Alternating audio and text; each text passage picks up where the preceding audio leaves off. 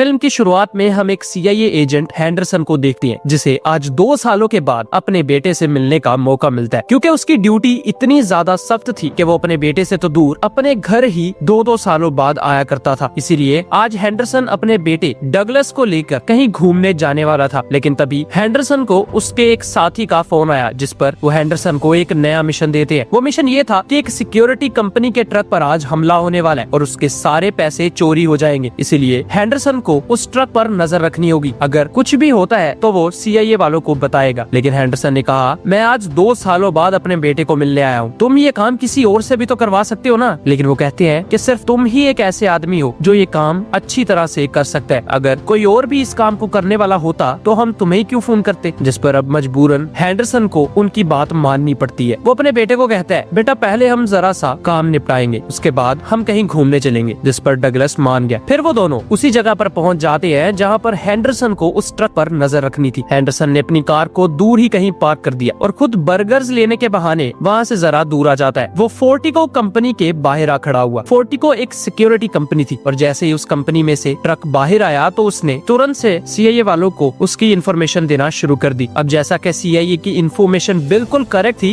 इसीलिए उस ट्रक पर कई वर्कर्स हमला करके सिक्योरिटी गार्ड्स को बाहर निकाल लेते हैं और तुरंत से उस ट्रक को लूटना शुरू कर देते हैं। उस गैंग में से एक आदमी ने उन दोनों सिक्योरिटी गार्ड्स को जान से मार दिया। उन्होंने हैंडरसन के बेटे को भी कार से बाहर निकाल कर जमीन में लिटा दिया था। मगर जब उस आदमी ने सिक्योरिटी गार्ड्स को जान से मारा तो डगलस ने उस आदमी का चेहरा देख लिया। इसलिए वो आदमी कोई सबूत ना छोड़ने की वजह से डगलस को भी जान से मार डालता है। ये सब कुछ हैंडरसन भी देख रहा था। हैंडरसन तुरंत ही उस आदमी की तरफ गुस्से से बढ़ने लगा, लेकिन उसने हैंडरसन के दोनों कंधों पर तुरंत ही फायर करके उसको अधमरा कर दिया। फिर वो सीन कट हो जाता है। अब हम 8 महीने बाद का सीन देखते हैं, जहाँ पर हैंडरसन अब बिल्कुल ठीक हो चुका था और वो तुरंत ही अपने हेड के पास आया, जिसका नाम कर्कमैन होता है। कर्कमैन ने कहा, हमने उन लोगों को ढूंढने की बहुत कोशिश की, लेकिन हमें सिर्फ इतना ही पता चल पाया है कि वो पहले आर्मी के लिए कमांडोज रह चुके हैं, इसलिए वो जो भी काम करते हैं अपने पीछे कोई भी सबूत नहीं छोड़ते। हैंडरसन ने कहा, बस आप मुझे 3 माह की छुट्टियां दे दीजिए, मैं उन कमीनों को खुद ही ढूंढ लूंगा। जिस पर कर्कमैन ने कहा, ठीक है, तुम जो भी करोगे और तुम जो भी रायता फैलाओगे मैं उसको साफ कर दूंगा। इतना कहकर हैंडरसन वहाँ से चला जाता है। फिर हम देखते हैं हैंडरसन और उसकी गैंग को, जो काफी ज्यादा परेशान थे। वो लोग अगर उस दिन गलती ना करते और अपने बॉस को साइड पर ना भेजते तो ये नौबत ही ना आती। माइक कहता है, हम जिस तरह भी हो सकता है उस तरह आपकी मदद कर रहे हैं और उन गुंडों को पकड़ ही लेंगे। उसके थोड़ी सी देर बाद हम देखते हैं माइक और उसके साथी को, जो एक अपार्टमेंट के बाहर आए थे। वो अंदर आते ही उन सभी ड्रग डीलर्स के बॉस को पकड़ लेते हैं और उसे हैंडरसन के सामने लेकर आ गए। हैंडरसन उनसे पूछता है, 8 माह पहले जो रोबरी हुई थी उसमें तुम्हारी ट्रक इस्तेमाल की गई है, बताओ तुमने उस दिन वो ट्रक किसको रेंट पर दी थी। लेकिन वो आदमी कहता है, मुझे उस चीज के पैसे मिल चुके हैं, तो अगर तुम मुझे मार भी दोगे तो मैं ये कभी नहीं बताऊंगा। लेकिन तभी उसके सामने हैंडरसन के आदमी उसी की बहन को लेकर आ जाते हैं और तुरंत ही उसे टॉर्चर करने लगे। जिस पर पहले तो वो आदमी कुछ नहीं बताता, मगर अपनी बहन को मरता देख उसने सभी के नाम हैंडरसन को बता दिए, जिसका तुरंत बाद ही वो सीन कट हो गया। फिर हम देखते हैं माइक को, जो एक ड्रग डीलर के पास आया था। उसने सभी को बंदी बनाकर हैंडरसन को अंदर बुला लिया। हैंडरसन कहता है, इन सब का मरना तो तय है, क्योंकि एक तो वो ड्रग डीलर्स थे और ऊपर से ये सभी उन गैंग मेंबर से मिले हुए हैं। जिस पर हैंडरसन एक एक करके उन सभी को मार डालता है। हैंडरसन को उन सब लोगों के बारे में सब कुछ पता चल चुका था, इसलिए अब हैंडरसन ने माइक को अपनी कार में बुलाया। हैंडरसन ने कहा, तुम सब ने मेरी बहुत ज्यादा मदद की, इसके आगे जो भी करूंगा मैं अकेला ही करूंगा, क्योंकि अगर वो लोग काफी ज्यादा हुए तो वो तुम लोगों की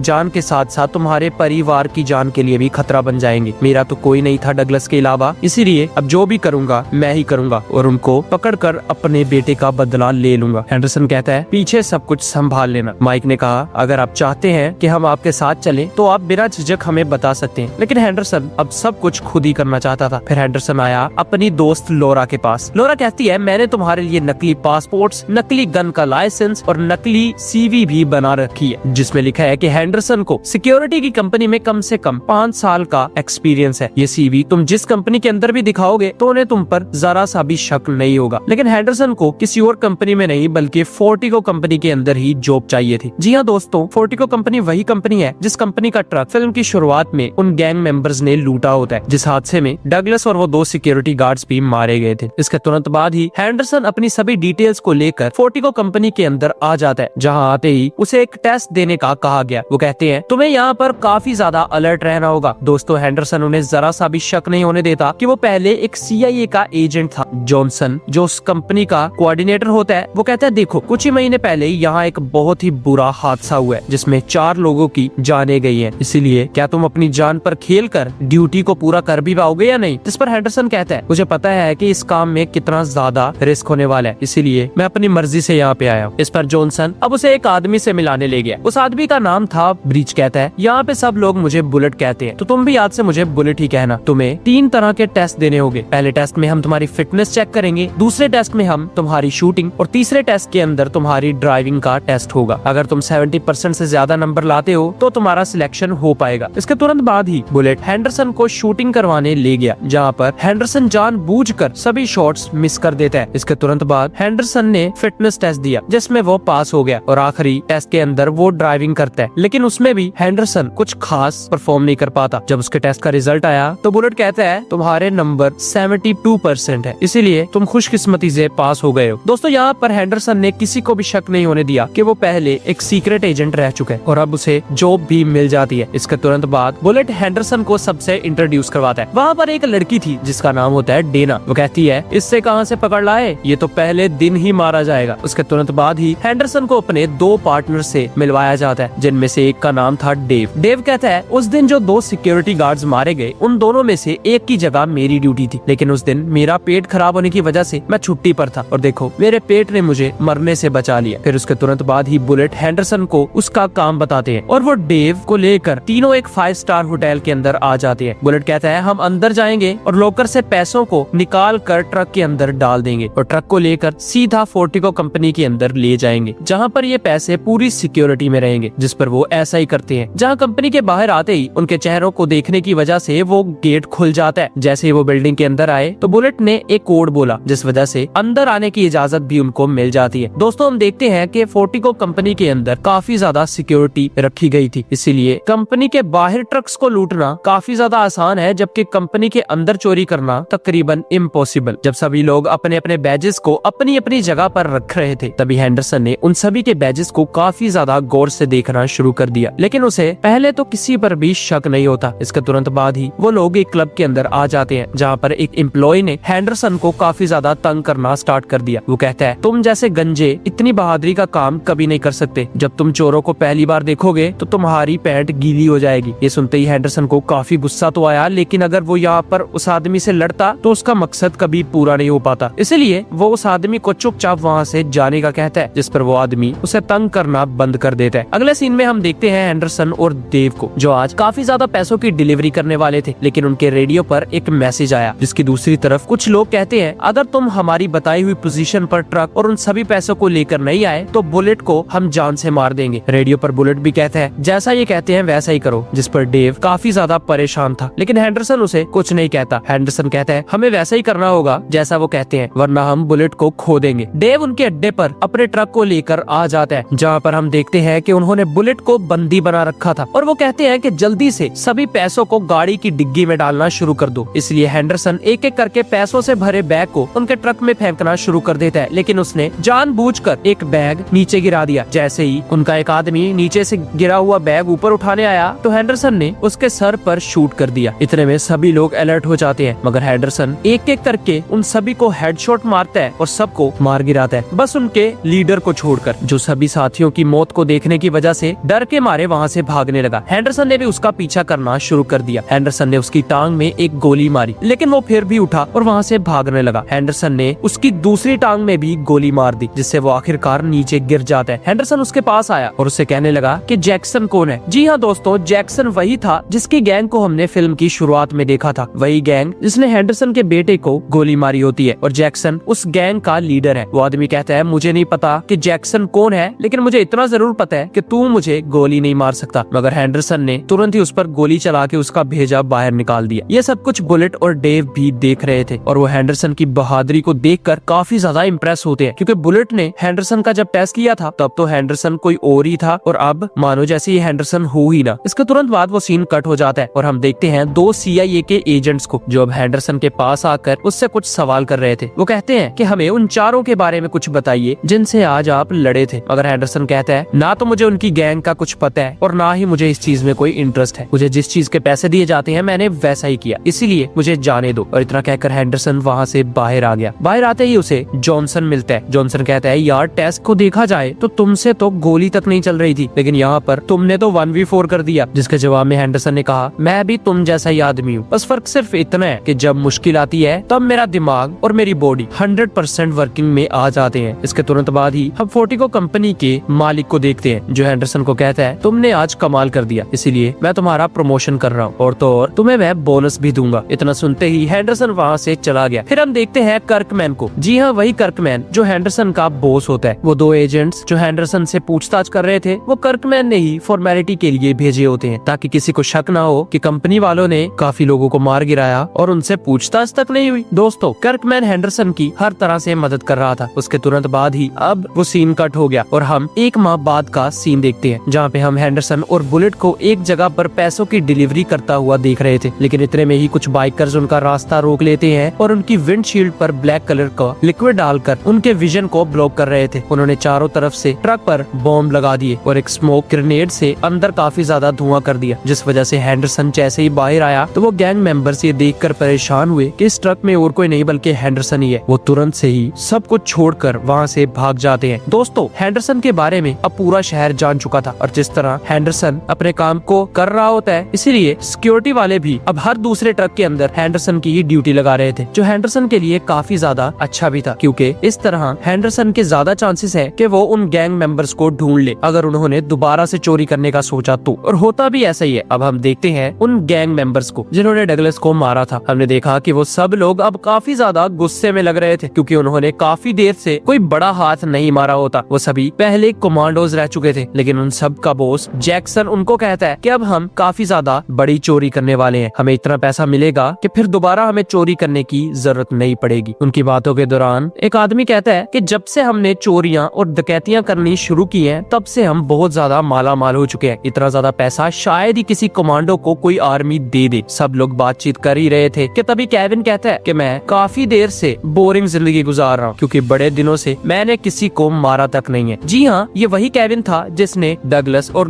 उन 2 सिक्योरिटी गार्ड्स को मारा होता है। दरअसल उसे लोगों को मारने में काफी मजा आता था। इतने में जैक्सन उन सबको कहता है कि अगर ये मिशन पूरा हुआ ना, तो हम सब लोग $750 मिलियन को चुराने वाले हैं। हम 6 लोग हैं और एक हमारा साथी वो जो फोर्टिको कंपनी के अंदर गार्ड है। यहाँ पर दोस्तों हमें उसका नाम तो नहीं बताया जाता, लेकिन हमें पता चल जाता है कि फोर्टिको कंपनी के अंदर कोई ना कोई गद्दार तो जरूर है। जैक्सन कहता है हम सबके हिस्से में $105 मिलियन आने वाले हैं। ये सुनकर सब लोग काफी ज्यादा हैरान हुए। फिर जैक्सन उनको प्लान बताता है। जैक्सन कहता है फ्राइडे के दिन सभी कंपनीज वाले फोर्टिको कंपनी में अपना पैसा रखवा देते हैं, इसीलिए हमें फ्राइडे के दिन ही चोरी करनी होगी। यहाँ पैसा तो बहुत सारा होगा, लेकिन याद रहे कि कंपनी के अंदर सभी सिक्योरिटी गार्ड्स भी मौजूद होंगे, क्योंकि जैसा कि फ्राइडे को वो कोई डिलीवरी नहीं करते, तो सब के सब कंपनी के अंदर ही होंगे और हमें उनसे बचकर वो सब पैसों को रफू चक्कर करना होगा। यहाँ हम देखते हैं फ्राइडे के दिन, जहाँ पर बुलेट और हैंडरसन दोनों एक ट्रक में जा रहे थे, लेकिन हैंडरसन ने नोटिस किया कि बुलेट आज काफी ज्यादा घबराया हुआ है। हैंडरसन ने जैसे उससे पूछा तो बुलेट कहता है देखो यार, इतने थोड़े पैसों से घर नहीं चलता, इसीलिए कुछ ब्लैक मनी भी कमानी पड़ती है। ये सुनकर हैंडरसन को शक होने लगा कि शायद बुलेट ही उन गैंग मेंबर से मिला हुआ है, जिस पर बुलेट उससे कहता है जैसा तुम सोच रहे हो बिल्कुल वैसा ही है, आज हम लोग काफी बड़ी चोरी करने वाले हैं। जी हाँ दोस्तों, बुलेट भी जैक्सन का ही आदमी था। बुलेट जैक्सन के कहने पर हैंडरसन से कहता है देखो आज कोई हीरोगिरी मत करना, कुछ लोग हमारे ट्रक के अंदर बैठकर कंपनी के अंदर एंटर होंगे, तुम्हें बस इतना करना है कि चुपचाप बैठे रहना और किसी को अपने आप पर शक मत होने देना। हैंडरसन कहता है वो सब तो ठीक है, लेकिन बदले में मुझे क्या मिलेगा? जिस पर बुलेट ने कहा $1 मिलियन।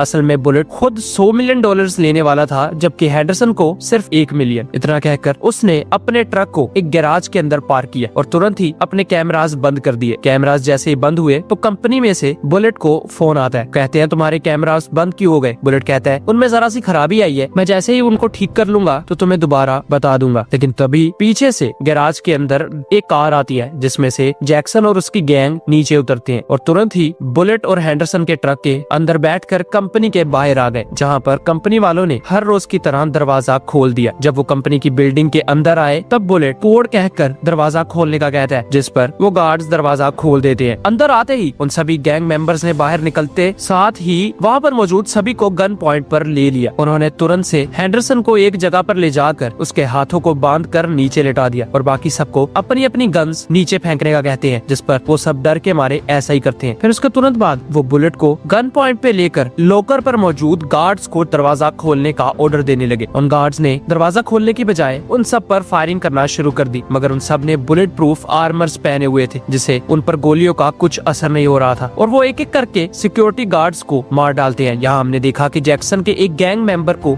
कंधे के नीचे ही गोली लग चुकी थी, इसलिए अब वो जरा जल्दी करने का कहने लगे और उन पैसों को अपने बैग्स में भर कर वहाँ से निकलने लगे। यहाँ हमने देखा कि कंपनी के बाहर अब पुलिस आ चुकी है। सभी गैंग मेंबर्स कहने लगे 9 मिनट के अंदर अंदर स्वाट टीम यहाँ पहुँच जाएगी। स्वाट टीम अगर यहाँ पर आ गई तो हमारा बचना इम्पॉसिबल होगा, इसलिए हमें जल्दी करनी होगी। उनकी बातों के दौरान ही हेंडरसन ने एक आदमी की गन से उसी पर फायर कर दिया और उसको एक ही झटके के अंदर मार गिराया। उसकी मौत हुई और हमने देखा कि हेंडरसन ने डेव को कहा कि चलो आओ मेरी मदद करो, इसलिए अब हेंडरसन तुरंत ही उन सब से लड़ना शुरू कर देता है। यहाँ हम देखते हैं बुलेट को जो तुरंत से वहाँ पर मौजूद डेना और उसके दोस्त को भी मार डालता है, लेकिन दूसरी तरफ डेव ने उसी गैंग मेंबर को जान से मार गिराया जिसे लड़ाई में कंधे के नीचे गोली लगी थी। अब वहाँ पर जैक्सन, बुलेट और केविन ही बचे होते हैं, लेकिन बुलेट ने डेव और हेंडरसन को फायर करके जख्मी कर दिया। डेव बेचारा तो वहीं पर ही मारा जाता है, इसलिए अब वो तीनों ट्रक के अंदर बैठकर सभी पैसों के साथ कंपनी से बाहर आ गए। उन्होंने पुलिस की कार्स को टक्कर मारी और वहाँ से भागना शुरू कर दिया। यहाँ ट्रक के अंदर हमने देखा कि जैक्सन के गले पर गोली लगने का निशान था और गोली उसके गले को छू कर गुजर गई, जिससे जैक्सन को काफी ज्यादा दर्द हो रहा होता है। केविन ने देखा कि एक हेलीकॉप्टर भी उनका पीछा कर रहा है, इसीलिए वो एक टनल के अंदर घुस गए और कुछ देर के लिए वहाँ पर रुक जाते हैं। बुलेट तुरंत से पैसों से भरे हुए बैग को ट्रक से बाहर निकालना शुरू कर देता है। हमने देखा कि जैक्सन का काफी ज्यादा खून बह चुका था, इसीलिए केविन उसके पास आया और उसे कहने लगा, आज मैं एक तीर से 2 शिकार करने वाला हूँ। एक तो मैं तुझे इस दर्द से फ्री कर देता हूँ और दूसरा तेरे ही पैसों को खुद रख लेता हूँ। इतना कहकर उसने जैक्सन के गले को तुरंत ही काट दिया और वो जैक्सन भी मारा जाता है। फिर बुलेट और केविन एक लिफ्ट के अंदर आ जाते हैं, जहाँ पर बुलेट उससे कहता है कि जैक्सन कहाँ है। यहाँ पर केविन बुलेट से झूठ बोलता है। केविन ने कहा वो हमें टनल की दूसरी तरफ मिलेगा। इतना कहकर उन्होंने पैसों को 4 व्हीलर्स पर लादा और सीधा टनल की दूसरी तरफ जाने लगे। वो जैसे ही वहाँ पर पहुँचे तो उन दोनों ने एक कार के अंदर उन पैसों को लोड कर दिया। जैसे ही सब पैसे लोड हो गए तभी वहाँ पर केविन ने बुलेट के गले पर गन रख दी और उसे एक ही सेकंड के अंदर शूट करके मार डाला। इसके तुरंत बाद ही केविन कार लेके वहाँ से पुलिस की नजरों से बचता हुआ चुपचाप निकल जाता है। इसी तरह उस अकेले ने उन सभी पैसों को हड़प लिया और फिर अब एक दिन गुजर जाता है। हम देखते हैं केविन को जिसके पास सारा पैसा